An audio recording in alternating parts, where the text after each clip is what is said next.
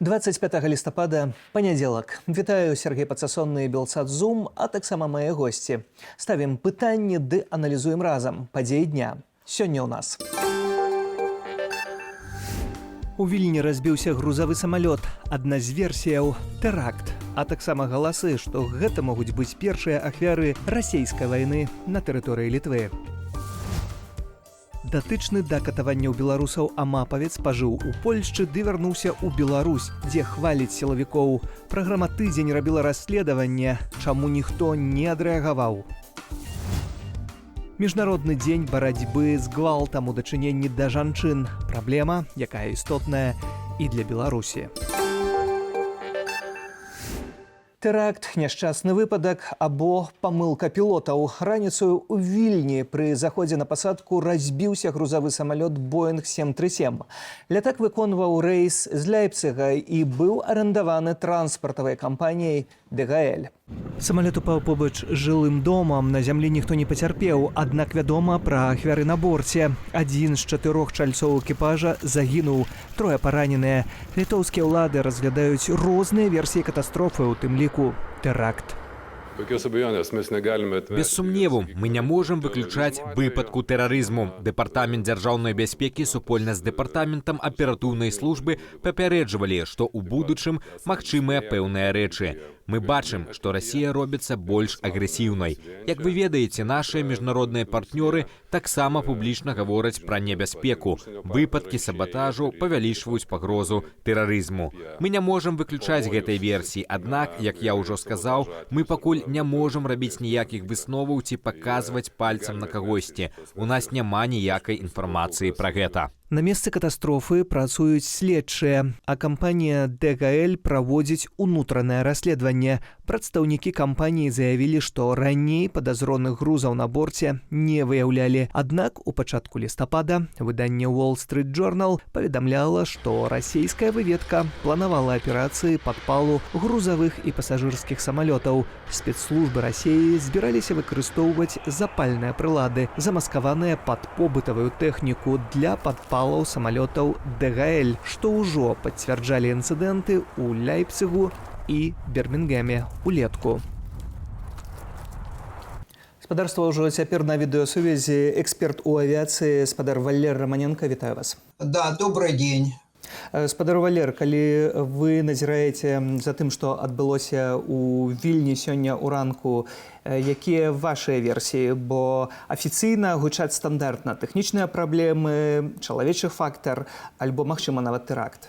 Мой вариант ближе к тому, что это теракт, потому что были случаи, когда поджигали отделение DHL и поступали угрозы. Значит, вот поджигались в Германии отделение DHL, поджигались в Британии. Значит, в Германии это было в Лейпциге, в Британии, в Бирмингеме. Поджигались отделения и поступали угрозы со стороны, скажем так, ориентированных на Россию людей, которые планировали такие теракты. А в Литве, собственно, уже было задержано в начале ноября несколько человек в рамках операции по поиску виноватых. И были задержаны, и сейчас ведется следствие. Скорее всего, это все-таки русский след, потому что русские – это такие люди, которые не знают предела в жестокости. Вот. И они будут планировать любые пакости на любом уровне, невзирая на то, что могут пострадать абсолютно невиновные люди. Вот им запретили летать в Европу, сейчас они хотят ответить Европе серией терактов. Тым больш, што гэты самалёт, не ведаюць, гэта таксама можа быць супадзеннем, накіроўваўся менавіта ў Вільню з Лейпціга. Да, он следовал как раз из Лейпцига в Вильнюс. Это самолет типа Boeing 737-400. Это не новейший вариант этого самолета, но это самолет, о котором известно все. Летает до 6000 таких самолетов в воздухе, да, находится. И с его техническим обслуживанием, практически проблем нет. А так, чтобы этот самолет еще упал неожиданно на городской район, это вообще, знаете, такое технические причины тут практически исключены. Потому что в любом случае экипаж имел бы возможность куда-то отвезти самолет от города. А тое, што гэты самалёт стары 32 гады яму было, таксама не так даўно быў выпадак у Бразіліі гэтай самай мадэлі 737-400. Ці тут няма пытання ўсё ж такі да бяспекі гэтай мадэлі? Ну, они потому и используются, практически все грузовые компании используют списанные пассажирские самолеты.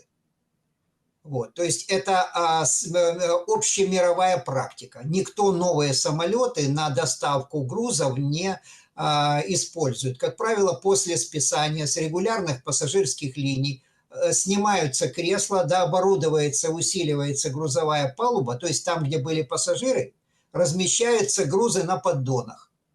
Это обычная практика. И то, что самолету 32 года, это, ну, в общем, ну, это, если посмотреть парк DHL и остальных грузовых авиакомпаний, то это стандартная мировая практика. Таксама раней пра гэта пісалі медыі, і гэта ўжо вядома, што былі такія спробы з базаў DHL пераслаць таксама пасылкі, якія меліся пайсці ў Злучаныя Штаты, у Канаду, але ўсё ж такі гэтыя спробы былі перарваныя. У дадзеным выпадку, што такі выбух, ці што гэта можа быць? Падпал унутры самалёта зрабіць, і наколькі гэта можа быць хутка? Значит, в Германии и в Бирмингеме были обнаружены специальные зажигательные устройства с легко воспламеняющимся веществом на основе магния. Но те, кто ребенком, так сказать, любил вспышки, они вот именно использовали, поджигали магний. Это вещество, которое дает очень высокую температуру, способную поджечь, ну, прожечь разные материалы и, значит, сгенерировать пожар. И они были специально вмонтированы в электромассажеры. Если на грузовой самолет грузится в поддонах, в коробках, и если возникает очаг пожара, этот поддон загорится в воздухе, и весьма вероятно, что конструкции самолета в результате пожара будет нанесен прочности конструкции самолета. Самолет – это тонкостенная оболочка, подкрепленная оболочка. Вот, она подкреплена силовыми элементами. Если в результате пожара силовые элементы перегорят, самолет может упасть. Ну вот, упасть практически, ну, как лист, как падающий лист, да? Потому что цельность конструкции теряется. Ну вот. Поэтому четко видно, что это целенаправленные диверсионные действия. На этом основывается мое мнение, на том, что на сообщениях генерального прокурора Литвы. Уласна, у гэтай сітуацыі пытанне, на месцы падзення наколькі будзе складана знайсці нейкія сляды таго, што адбылося? Абсолютно точно найдут. Абсолютно точно найдут термическое повреждение элементов самолета, если там был пожар. Это будет однозначно установлено, и раз самолет упал на землю, он будет очень тщательно исследовать, причем приедут специалисты из НТСБ, это американская служба безопасности на транспорте. А это зубры, которые, в общем-то, землю пророют, и независимо от средств, которые будут потребны, финансовых средств, они докопаются до причин. К тому же Боинг за свою репутацию тоже будет держаться зубами, вот, и он проведет максимально точное, максимально глубокое расследование причин падения. Дякую вам за гэты каментар. Спадарства. Эксперт у авиации Валерий Романенко был у нас на видеосувязі. Мог быць датычны да збіцця і катаванняў мірных пратэстоўцаў у 2020 годзе, а потым трапіў у Польшчу. І гэта гісторыя былога амапаўца, якую мы распавялі у праграме «Тыдзень». Наша здымачная група сустрэлася з ім ды паінфармавала прадстаўнікоў дэмакратычных сілаў. Аднак цяпер, як нам стала вядома, амапавец спакойна вярнуўся ў Беларусь і выхваляе рэжым. Нягледзячы на інфармацыю пра месца перабывання, улады Еўрапейскага звязу не зрабілі адпаведных захадаў, ні затрымання, ні следчых дзеянняў, ні прызнання гэтага чалавека пагрозаю нацыянальнай бяспецы. Паводле праграмы «Тыдзень» цяпер былы сілавік жыве ў Беларусі. У параднай уніформе, упрыгожанай медалямі, ён выступае перад працоўнымі калектывамі, чытае лекцыі пра доблесць спецназу і працягвае жыць без пакарання. Кіраўнік аддзела інфармацыі Белсату, свядоўца праграмы «Тыдзень» Ігар Кулей у нас. Вітаю, Ігар. Вітаю, Сергей. Сам ты ездзіў рабіць гэты рэпартаж. Таксама разам з нашай здымачнай групай ездзіла ахвяра гэтага гвалту з рук гэтага амапаўца. І гэта было ў 21 годзе. Праходзіць 3 гады, раптам мы даведваемся, што амапавец у Беларусі добра пачуваецца і хваліць доблесны амап. Як так магло атрымацца? Я сам не ведаю, як так атрымалася. Сэнс у тым, што вось гэты чалавек, ахвяра гэтага гвалту ў 20-м годзе, мы як бы заставаліся на сувязі, нават пасля гэтай гісторыі, час ад часу перапісваліся. Гэта не часта здаралася, канешне, але дзяліліся нейкай інфармацыяй. Тут вось проста нейкае супадзенне са справай Верамейчыка, так, якога дэпартавалі. Ён мне дасылае фотаздымкі і кажа: вось паглядзі, гэты амапавец вярнуўся ў Беларусі, там сустракаецца з працоўнымі калектывамі і праводзіць лекцыі пра доблесны спецназ і пра гісторыю доблеснага спецназа. Пры гэтым я вельмі часта чую ад прадстаўнікоў дэмакратычных сілаў, што медыі павінны супрацоўнічаць з імі, павінны даваць нейкую інфармацыю, напрыклад, дзеля таго, каб мець доказы злачынстваў. Вось, калі ласка, медыі, то бок наша праграма «Тыдзень» зрабіла гэты рэпартаж, нічога не адбылося. Я б назваў нават расследаваннем, таму што мы вельмі шмат зарабілі, бо там не толькі рэпартаж, мы сапраўды глыбока знайшлі шмат сведкаў тых падзеяў, зрабілі поўную храналогію гэтай гісторыі. Я заклікаю таксама даць спасылку на поўную гэтую гісторыю, каб нашы гледачы, якія это будуць слухаць, маглі паглядзець. І перад тым, нават як туды паехаць, не пасля таго, перад тым, як туды паехаць, асабіста я паставіў таксама у курс некаторых прадстаўнікоў профільных нават арганізацый. Тут, магу назваць нават Байпол, напрыклад, так. Яны ведалі пра тое, што гэты амапавец знаходзіцца тут на тэрыторыі. Байпол — гэта Александр Азараў. На той момант так. Гэта была яшчэ до таго, як арганізацыя распалася на 2 часткі. Яны ведалі пра тое, што гэты чалавек знаходзіцца на тэрыторыі Польшчы. Ён высокапастаўлены, гэта не проста шараговы амапавец, ён высокапастаўлены, можна сказаць, спецслужбіст. Вось, ён звольніўся толькі ў лістападзе 20-го года, то бок ён фактычна заставаўся ўвесь час пратэстаў. Это жнівень, верасень, кастрычнік, самы гарачы перыяд часу, калі былі разгоны, калі збівалі людзей. І тут такая малая ремарка, канешне, нават калі гэты чалавек персанальна не браў удзелу, напрыклад, у збіцці кагосьці, і ягонае прозвішча, як ён сам сцвярджае, выпадкова стаяла ў пратаколе гэтай ахвяры, хаця яго збілі, то гэты чалавек столькі ведае на ягонай пазіцыі, на ягоным месцы, якое ён займаў. Ён ведаў усё, прозвішчы людзей, якія збівалі, хто страляў у каго. Ён вельмі шмат ведае. Я проста не раскрываю некаторыя падрабязнасці не дзеля таго, каб бараніць амапаўца, а дзеля таго, каб бараніць ягоных ахвяраў, таму што гэтыя людзі, магчыма, не хацелі публічнасці. Вось. І ніхто нават не дапытаў яго. Нават не запытаўся ў яго, што ты ведаеш, каб запісаць гэтыя сведчанні для будучых справаў. Сёння ідзе змаганне за тое, каб прыцягнуць да адказнасці рэжым, прыцягнуць да адказнасці гэтых звяроў, іншага слова не маю, якія чынілі ў 20-м годзе вось гэты гвалт над беларускім народам.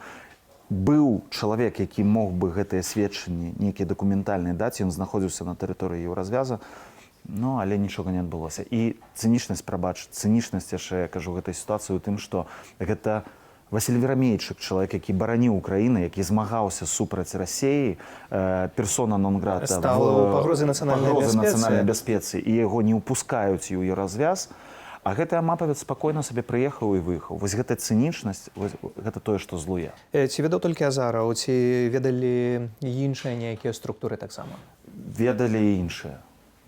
Я думаю, што на той момант не было ніякай такой выразнай рэакцыі. Хаця Я памятаю, што я нават скончыў гэтае расследаванне тым, што ў 21 годзе, што сказаў, што адпаведныя арганізацыі займаюцца зараз ягонай гісторыяй, але як бачым, нічога не адбылося. Ну, то бок, для мяне асабіста гэтая гісторыя выпала з фокуса далей, так, мы больш не займаліся, мы зрабілі, што маглі, мы паказалі эту гісторыю, мы паказалі дакументальна, што ягонае прозвішча ёсць у пратаколе, мы звазілі ахвяру, паразмаўлялі, бачылі, што няма раскаяния, што гэты чалавек адмаўляе ўсяму таму, што адбывалася. Ну а дальше не моя справа, не журналіста так займацца прыцягненнем гэтага чалавека да адказнасці. Ёсць арганізацыі, якія павінны гэтым займацца тэарэтычна. Зрэшты, пазней Александр Азараў той жа быў прадстаўніком па бяспецы, які мог бы гэтым пытаннем заняцца ў кабінеце, аб'яднаным пераходным кабінеце Святланы Ціханаўскай. Ну, маглі, да. Маглі, але гэта ўсё стала ў месцы. І што далей у гэтай справе? Я абсалютна не ведаю, ну то бок і таксама ў 21 годзе я такую выснову рабіў з гэтай ўсёй гісторыі, што а што калі гэта будзе здарацца часцей, калі на тэрыторыі Еўразвязу будзе трапляць больш такіх людзей, у якіх там рукі па локаць у крыві, альбо яны ведаюць вельмі шмат пра тое, што адбывалася ў тыя часы там 20 альбо агенты і могуць сведчыць. Што мы будзем рабіць? Вось мы ў сэнсе як прыхільнікі пераменаў, якія тут знаходзяцца. І я не меў адказа для сябе. Ахвяры гэтага чалавека і дзеянняў гэтага чалавека, яны ў той момант нават разглядалі варыянт нейкага чорнага сцэнара. Ну, то бок проста прыехаць і па-мужчынскі разабрацца самастойна з ім. Наколькі я ведаю, яны устрымаліся, яны сказалі, ўсё ж такі хочам правасуддзя. Не хочам ніякіх чорных сцэнараў, хочам, каб гэты чалавек адказаў за свае дзеянні і быў у турме, напрыклад. Галоўнае, каб гэта правасуддзе спрацавала. Дзякуй, Ігар, за гэтае расследаванне і дзякуй за гэтую размову. Спадарства, я спадзяюся, што мы не пакінем гэтую тэму, яшчэ будзем яе працягваць, у тым ліку ў праграме «Тыдзень». Яшчэ больш інфармацыі на нашым канале ў Тэлеграме. Заахвочваю зазіраць і падпісвацца. Шлях просты. Дастаткова навесці камеру вашага смартфона на QR-код на экране. Таксама чытайце нашу інтэрнэт-старонку belsat.eu. Аднак усё гэта выключна пры адной умове – бяспека для вас. Дзе Лукашенка, там і арышту людзей. У Пакістане перад прыездам узурпатара мясцовыя ўлады забаранілі агульнанацыянальны марш апазіцыі і правялі масавыя затрыманні. Нягледзячы на гэта, тысячы прыхільнікаў былога прэм'ер-міністра Імрана Хана накіроўваюцца ў Ісламабад. Больш падзеяў у Беларусі і свеце ў скароце. Россия працягвае масаваныя ракетныя ўдары па ўкраіне. Сёння атакавалі Адэсу і Харкаў. У Адэсе пашкоджаная цывільная інфраструктура, у тым ліку жылыя дамы, ёсць пацярпелыя. У Харкаве абстрэлы Кіеўскага раёну выклікалі пажар. Пацярпелі 23 асобы, пашкоджаныя аўтамабілі і дзясяткі дамоў. Удары былі нанесеныя ракетамі, экстрэнныя службы працуюць на месцах трагедыяў. Збройныя сілы Украіны ўначы ўдарылі беспілотнікамі па нафтабазе і вайсковым заводзе ў Калузе. На месцы атак узніклі пажары. Расійскія медыа паведамлялі пра моцныя выбухі на заводзе «Тайфун», які выпускае абсталяванне для вайскова-марскога флоту. Губернатар Калужскай вобласці пацвердзіў атаку, заявіўшы, што сілы паветранай абароны нібыта збілі 8 дронаў, але абломкі пашкодзілі прадпрыемства. Каардынацыйная рада заклікала ініцыяваць перамовы з уладамі Беларусі наконт магчымага абмену экс-каліноўца Васіля Верамейчыка на грамадзянаў Беларусі, асуджаных у Літве і Украіне за шпіянаж у інтарэсах рэжыму Лукашэнкі. Пра гэта гаворыцца ў звароце да міжнароднай супольнасці і праваабарончых арганізацыяў. Беларусь рыхтуецца да святаў. У берасці на цэнтральных пляцоўках з'явяцца 2 новыя ялінкі. Акрамя таго, у абласным цэнтры абяцаюць і новыя святочныя інсталяцыі, але ўсе дэталі пакуль застаюцца таямніцаю, бо гэта сюрпрыз. Тым часам ялінкавыя кірмашы запрацуюць у берасці 17 снежня, а ў Менску і Віцебску на дзень раней, 16 снежня. Іншыя рэгіёны нашай краіны яшчэ не вызначыліся з датамі. 51 тысяча жанчынаў і дзяўчат забітыя летась. Жудасныя лічбы прадстаўляе Арганізацыя Аб'яднаных Нацыяў з нагоды Міжнароднага дня барацьбы за ліквідацыю гвалту у дачыненні да жанчынаў. Кожныя 10 хвілінаў у свеце ад рук блізкага чалавека гіне адна жанчына, а штодня 140 кабет робяцца ахвярамі жорсткага абыходжання. У Еўропе і Амерыцы пераважная большасць забойстваў жанчын адбываецца ў межах сям'і ад рук партнёраў або блізкіх асобаў. У Беларусі штогод органы ўнутраных справаў рэгіструюць каля 80 тысяч паведамленняў пра хатні гвалт. А на відэасувязі гендерная даследніца Ірына Сідорская. Добрый дзень. Добрый день. Спадарыня Ірына, 21 стагоддзе і мы ўсцяж абмяркоўваем гэтую тэму. Чаму гвалт гэта нейкая такая тэма з серыі вечных? На жаль, згодная з вами 21 стагоддзе, але праблема вельмі актуальная і складана даць на яе вельмі такое кароткую адповедь, але думаю, што вось гэты гвалт ён разліты ў грамадстве і ён разліты ў дзяржаве. І калі мы гаворым пра менавіта гендерны гвалт, гэта толькі такая даволі бачная, але частка таго гвалту, які прымае грамадства і які, на жаль, узнаўляе беларуская дзяржава. Бо не можа так быць, каб у дачыненні да жанчыны альбо ў сям'і ўсё было добра і ніякага гвалту, а ў грамадстве і ў дзяржаве гвалт быў такім законным метадам узаемадзеяння з людзьмі. На жаль, рэжым Лукашенка менавіта гвалт выкарыстоўвае як такі адзін з галоўных метадаў узаемадзеяння з людзьмі, а людзі гэты гвалт праносяць у арганізацыю, у сям'ю да тых, хто слабейшы ад іх. Не тое, каб я быў адвакатам рэжыму, але ўсё ж такі гвалт ёсць і ў дэмакратычных краінах. Таксама вакол, калі паглядзець, можа, у іншай колькасці, тут трэба было б лічбы паглядзець, у нашых суседзяў таксама прысутнічае. На жаль, гэта так, але у дэмакратычных краінах з гвалтам сапраўды змагаюцца. І гэтая дата не толькі дзень у календары, а гэта дзяржаўная палітыка і гэта грамадская палітыка. І ва ўсіх краінах Еўропы, акрамя, на жаль, Беларусі, якраз існуюць законы аб забароне, аб прафілактыцы гендернага гвалту і хатняга гвалту. І гэтыя законы, яны працуюць. І зараз якраз мы можам гаварыць пра прыклад Польшы і нябеская лінія, якая менавіта працуе з ахвярамі хатняга гвалту, яна працуе вельмі добра, і гэта тая праблема, якая трымаецца ў эпіцэнтры ўвагі і грамадства, і дзяржавы.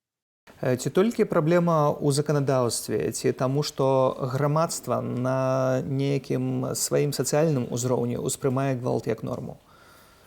Я думаю, што гэта звязана. Я думаю, што законы вельмі важны, але законы павінны ўспрымацца як легітымныя і справядлівыя, як неабходныя для таго, каб выправіць сітуацыю.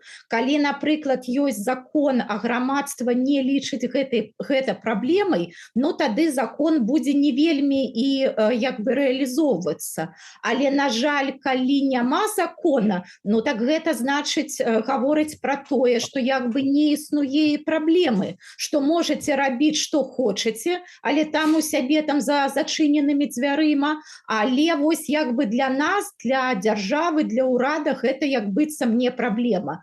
Тут можна прывесці такі дэвіз, напрыклад, вось менавіта дня барацьбы за правы жанчын, гэта пра тое, што гвалт любіць цішыню. Калі мы пра гэта не гаворым ні ў медыях, ні ў грамадскіх дыскусіях, ні на ўзроўні парламенту альбо там іншых урадавых устаноў, тады быццам гэты гвалт быццам легітымны.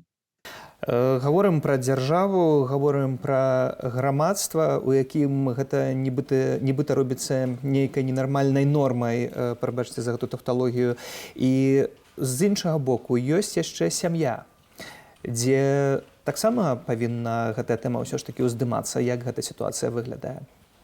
Я згодная з вами, але скажу пра тое, што сям'я гэта, гэта складнік грамадства. І якое грамадства, такія сем'і.